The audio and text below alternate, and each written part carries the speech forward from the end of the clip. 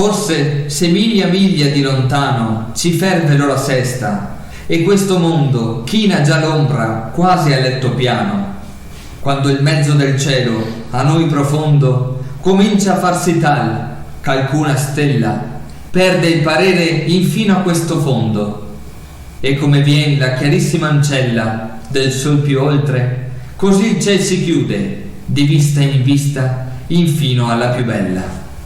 Non altrimenti il trionfo che lude, sempre d'intorno al punto che mi vinse, parendo inchiuso da quel che l'inchiude. A poco al mio veder si stinse, perché tornar con gli occhi a Beatrice nulla vedere, e amor mi costrinse. Se quanto infino a cui di lei si dice fosse conchiuso tutto in una loda, poca sarebbe a fornir questa vice. La bellezza ch'io vidi si trasmoda non pur di là da noi, ma certo io credo che solo il suo fattor tutta la goda. Da questo passo vinto mi concedo, più che giammai da punto di suo tema soprato fosse comico o tragedo, che come solo in viso che più trema, così lo rimembrar del dolce riso, la mente mia da me medesmo scema. Dal primo giorno che vidi il suo viso in questa vita, infino a questa vista, non m'è il seguire al cantar mio preciso. Mor convien che il mio seguir desista più dietro a sua bellezza, poetando, come all'ultimo suo, ciascun artista. Cotal qual io lascia maggior bando che quel della mia tuba che deduce l'ardua sua matera terminando, con atto e voce di spedito duce ricominciò: noi siamo usciti fore del maggior corpo al ciel che pura luce intellettual piena d'amore, amor di vero ben, pien di letizia che trascende ogni dolzore.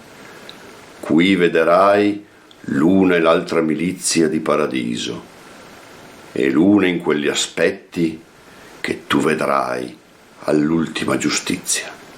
Come subito il lampo che discetti gli spiriti visivi, sì che priva dall'atto l'occhio di più forti obietti, così mi circonfulse luce viva, e lasciommi fasciato in tal velo del suo fulgor che nulla m'appariva. Sempre l'amor che quieta questo cielo accoglie in sé con sì fatta salute, per far disposto a sua fiamma il candelo.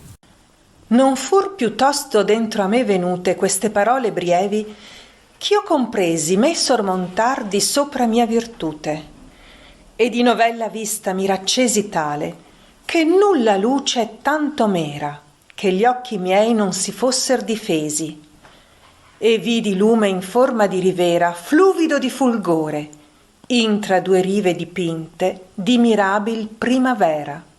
Di tal fiumana uscian faville vive, ed ogni parte si mette nei fiori, quasi rubin che oro circoscrive.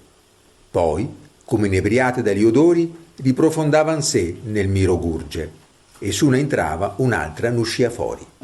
L'alto disio che motti infiamma e urge d'aver notizia di ciò che tu vei, tanto mi piace più quanto più turge, ma di quest'acqua convien che tu bei, prima che tanta sete in te si sazi.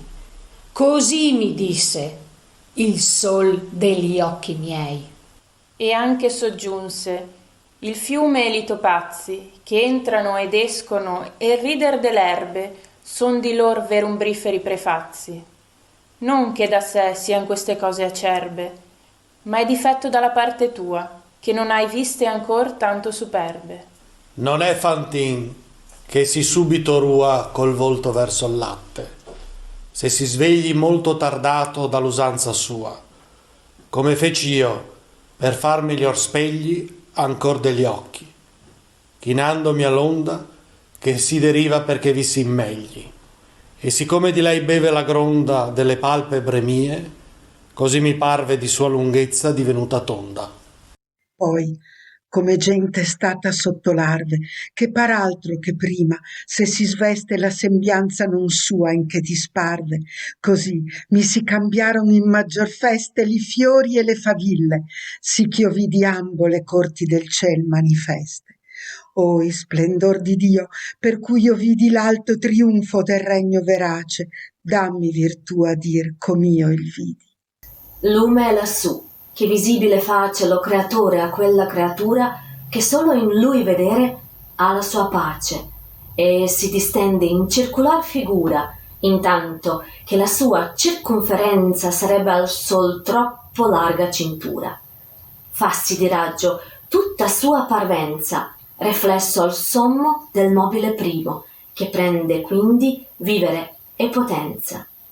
E come clivo in acqua di suo imo si specchia, quasi per vedersi attorno, quando nel verde nei fioretti opimo, sì, soprastando al lume intorno, vidi specchiarsi in più di 1000 soglie, quanto di noi là su fatto a ritorno.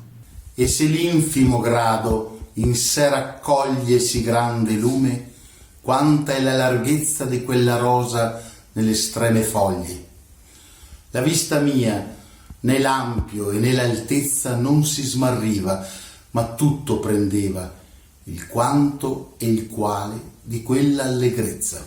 Presso e lontano, lì, né pon né leva, che dove Dio senza mezzo governa, la legge natural nulla rileva. Nel giallo della rosa sempiterna che si digrada e dilata e redole, odor di lode al sol che sempre verna.